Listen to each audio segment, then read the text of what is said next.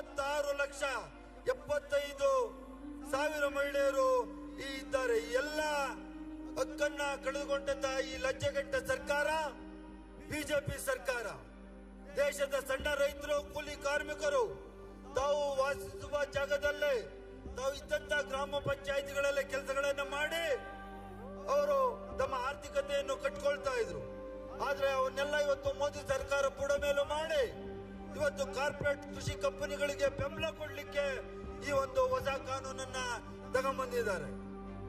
ಇವತ್ತು ಈ ಅನೇಕ ನಮ್ಮ ಕಾಂಗ್ರೆಸ್ ಸರ್ಕಾರ ಪಾರ್ಲಿಮೆಂಟ್ ಅಲ್ಲಿ ಮಾಡಿದಂತಹ ಮನ್ರೇಗಾ ಯೋಜನೆಯನ್ನು ರದ್ದು ಮಾಡಿ ಬಿಬಿ ಗ್ರಾಮ್ಜಿ ಯೋಜನೆಯನ್ನು ಜಾರಿ ಮಾಡಿದರೆ ನಿರುದ್ಯೋಗದ ಪ್ರಮಾಣ ಹೆಚ್ಚಳ ಆಗ್ತದೆ, ಉದ್ಯೋಗ ಮಹಿಳೆಯರ ಪಾಲುದಾರಿಕೆ ಇಳಿಯುತ್ತದೆ, ದಲಿತ ಮತ್ತು ಆದಿವಾಸಿ ಕುಟುಂಬಗಳ ಆರ್ಥಿಕ ಒತ್ತಡ ಸೃಷ್ಟಿಯಾಗ್ತದೆ.